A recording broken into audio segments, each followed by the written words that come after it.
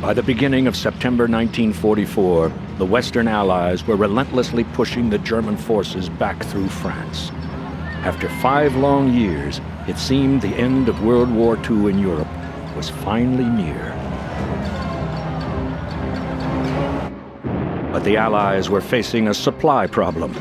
The Germans still held most of the French Channel ports. The ports the Allies had liberated were too badly damaged to use as supply points. The main supply line, which ran from the port of Cherbourg in northwestern France, was stretched to the limit.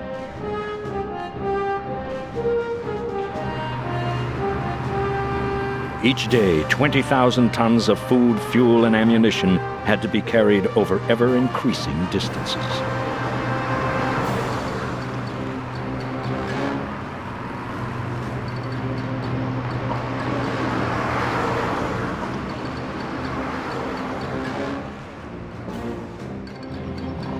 Nevertheless, British troops crossed into Belgium in pursuit of the Germans.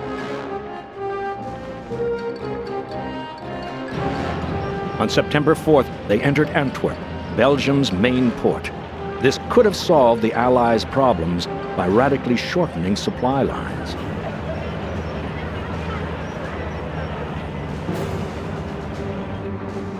But the port of Antwerp lies up the River Scheldt 50 miles from the sea. British commander Bernard Montgomery failed to secure this approach. German reinforcements poured in and defended the entire area from both sides of the river.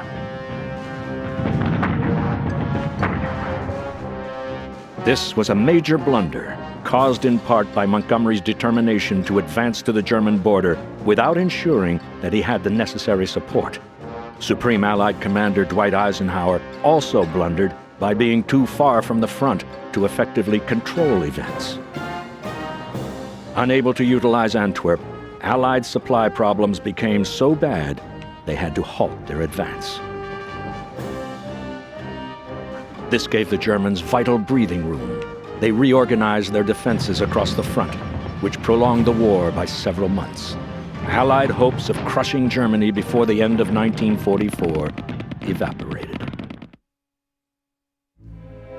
General Dwight Eisenhower assumed direct control of Allied land forces on September 1st, 1944. They consisted of the American 12th Army Group under General Omar Bradley and the British 21st Army Group led by the newly promoted Field Marshal Bernard Montgomery.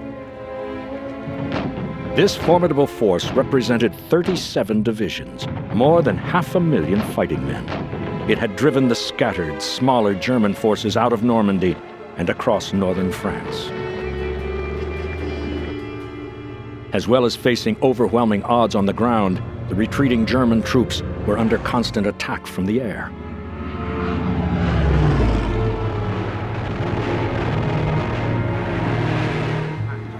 They were thoroughly demoralized, totally exhausted, and half-starved. It was becoming a rout rather than an orderly retreat. The Allies harassed them at every turn. Eisenhower planned a broad front strategy. He wanted Montgomery to spearhead a push through Belgium to the main German industrial region of the Ruhr. Bradley would strike toward the Saar, Germany's vital coal-producing region. But Montgomery mistrusted Eisenhower's military judgment and was determined to thrust into Germany as soon as possible. He made 2 counterproposals. The first was that the 2 armies should move north together. The second was that the Allies should go for either the Saar or the Ruhr, but not both. Eisenhower was adamant, and Montgomery had no choice. His forces therefore moved into Belgium. On September 3, 1944, the Guards Armored Division liberated Brussels, which was hastily evacuated by the Germans. The next day, the British 11th Armored Division entered Antwerp. Again, the Germans had fled.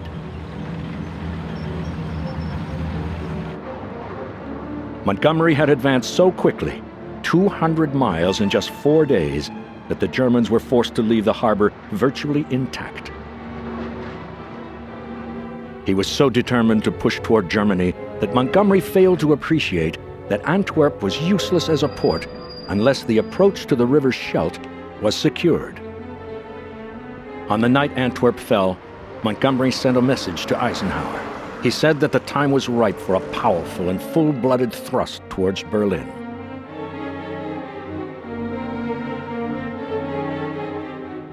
Montgomery knew that there were supply problems and that there was not enough transportation for the 2 major lines of advance demanded by Eisenhower. Montgomery maintained that all efforts should now be concentrated on the Ruhr. If not, the war would drag on needlessly. Eisenhower, based nearly 400 miles away at Granville on the west coast of France, made a less than clear reply. He agreed with the principle of one main thrust, but not at the expense of other operations. Eisenhower's message took 4 days to reach Montgomery. He was further confused by the fact that the second half of the message preceded the first. Montgomery took the message to mean that Eisenhower agreed with his strategy of a single thrust on Berlin, and that he would have priority over Bradley for supplies. A lack of fuel to support Eisenhower's broad front strategy was now impeding the overall Allied advance. Unfortunately, Eisenhower had also wrenched his knee and was forced to remain in his headquarters at Granville, a long way from the front. He was almost completely out of touch with the unfolding events. It took 24 hours for information to reach Eisenhower, and then at least another 24 hours for his orders to return to the battlefront. In particular, he did not realize that Montgomery had failed to secure the approaches to Antwerp. Due to the poor communications between Eisenhower and Montgomery, they were now at cross purposes. Nothing was being done to open up Antwerp. It would cost the Allies dearly.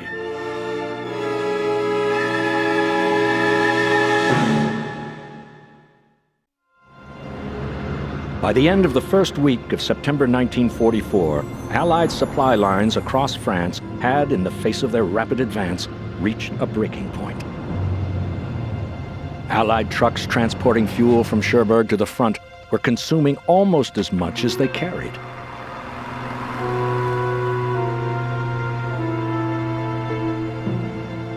To the frustration of both Bradley and Montgomery, the fuel crisis meant their offensive lost its momentum.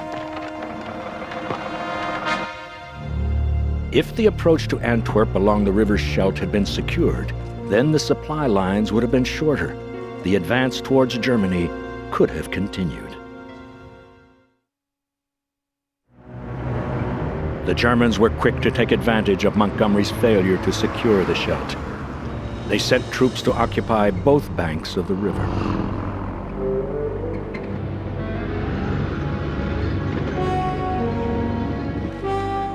Montgomery, still determined to advance on Germany, took little notice of this. The Germans quickly began to fortify the approaches to Antwerp.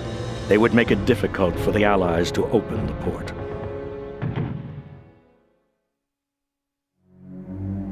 Montgomery now proposed Operation Market Garden to break the growing impasse.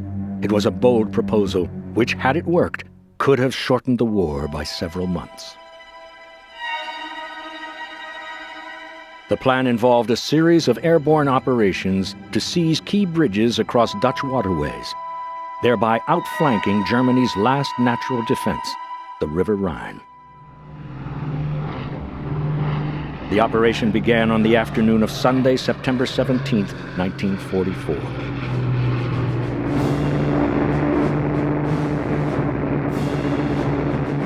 U.S. paratroopers dropped at Eindhoven and Grave. They eventually succeeded in securing their bridges.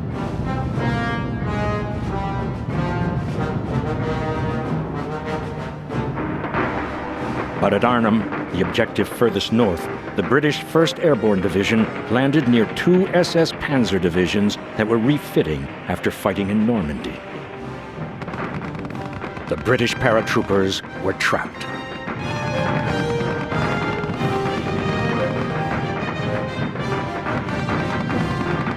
The failure at Arnhem meant that Montgomery had lost his gamble for a quick decision in the West.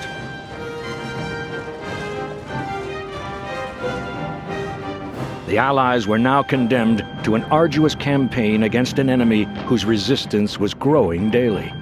Their problems were aggravated by the serious supply shortage.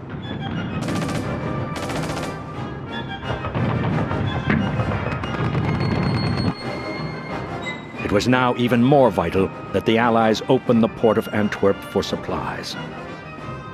Montgomery finally realized that unless the German troops holding the river Scheldt were removed, the port could not be used. But by now, the Germans were dug in. Montgomery was faced with a serious problem, one that had not existed when he first liberated Antwerp. His plan was to clear both banks of the Scheldt simultaneously. The first attack was conducted by the Canadian First Army, commanded by General Henry Crerar. It was centered at Breskens on the south bank of the Scheldt. The attack took place on October 6th, over a month after Antwerp had been liberated. It failed because the Germans, as part of their defense plan, flooded much of the area. However, on the morning of October 8th, 5 buffaloes carrying men from the Canadian 9th Brigade crossed the mouth of the Brackman Inlet. They landed behind the enemy. Taken almost completely by surprise, the Germans fought back as best they could. They were overwhelmed 2 days later when the Canadian 8th Brigade arrived. The Germans were pushed further and further back. The Canadians and their supporting amphibious vehicles cleared the entire area by November 3rd. On the other side of the Scheldt, the 2nd Canadian Division also moved steadily forward. But the entrance to the Scheldt was guarded by the heavily fortified island of Walcheren. Although most of its 108 square miles were below sea level, the Germans understood its tactical importance. Massive coastal batteries dotted the coastline. The island was also littered with mines. Defended by 10,000 Germans, Walcheren was a formidable target. It had to be taken if the Allies were to secure sea access to Antwerp. On the morning of November 1st, 1944, British commandos set out to assault the island of Walcheren, which guarded the entrance to the port of Antwerp.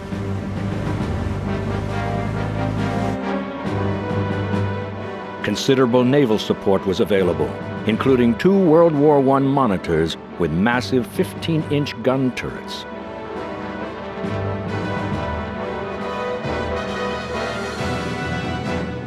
During the previous 2 weeks, the Royal Air Force Bomber Command had carried out 6 attacks on Walcheren's coastal batteries. Nearly 900 heavy bombers had been involved.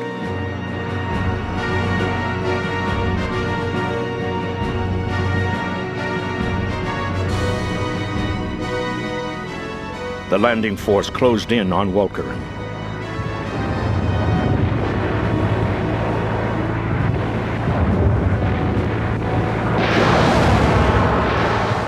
Rocket fire pounded the defenses. The German coastal batteries, which had suffered little damage from the bombing, opened fire. Some of the landing craft were sunk.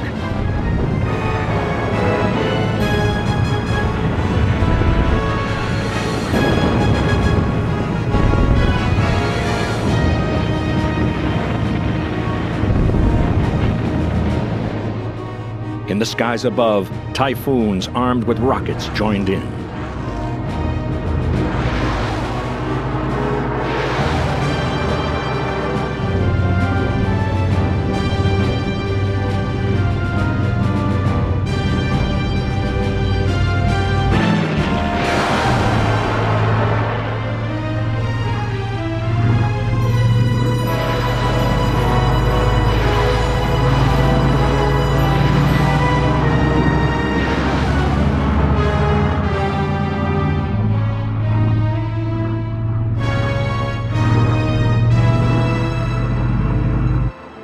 The landings then began. The British commandos soon established a beachhead and began tackling the coastal batteries one by one. Other forces crossed the causeway from Breskens to reinforce the attack.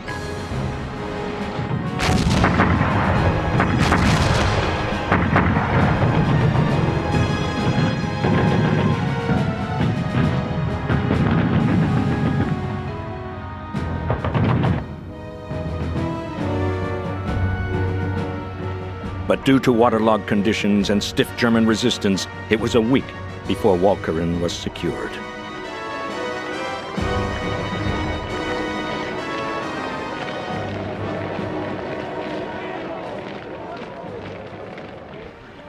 One of the last to surrender was General Wilhelm Deisser, German commander of the island's defense.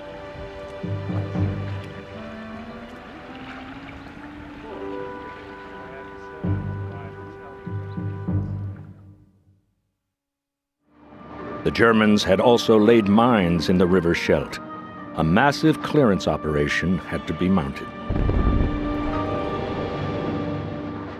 Remarkably, the river was quickly cleared.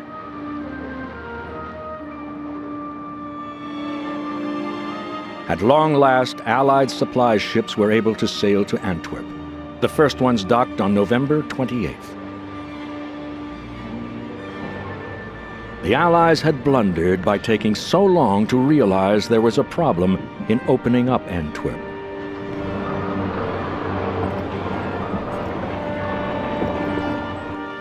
It gave Hitler time to prepare for his final desperate gamble in the West, a major offensive in the forests and hills of the Ardennes.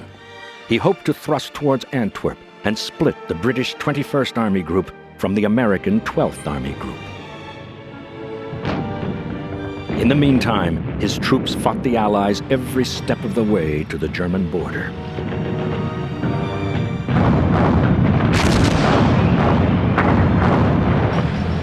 This fierce resistance was an effective shield for concentrating the forces Hitler would use in the Ardennes attack.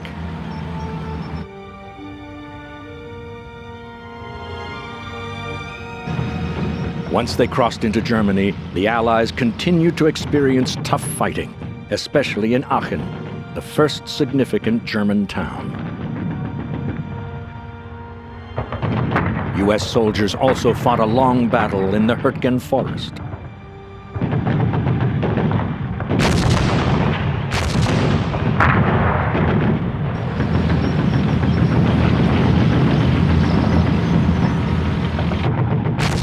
When Hitler's counteroffensive began on December 16, 1944, it caught the Allies totally by surprise.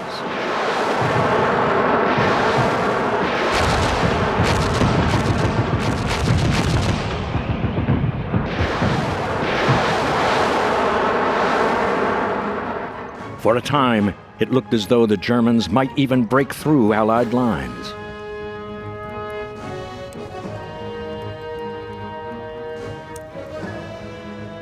The Germans were eventually forced back, but the offensive cost the Allies dearly. More than 82,000 casualties, at least 800 tanks, and numerous guns. Not until mid-January 1945 did the Allies restore their original line and resume their advance on Berlin. It would take another 2 months of bitter fighting before the Allies finally crossed the River Rhine.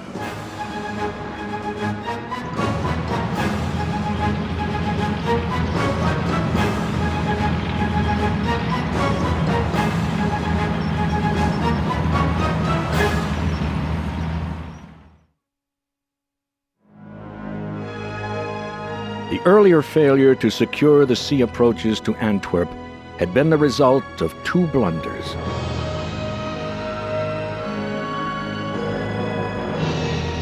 Montgomery had been too fixated on advancing into Germany at the expense of losing Allied supply lines that could support him.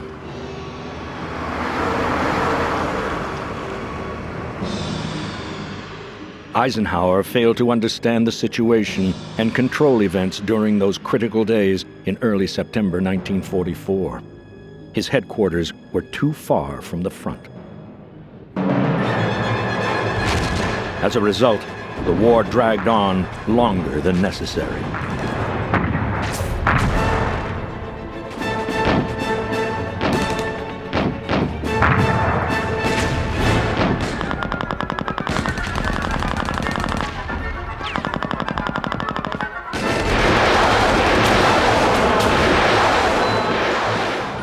Instead of ending by Christmas 1944, it was not until May 7, 1945, that a total victory in Europe was won.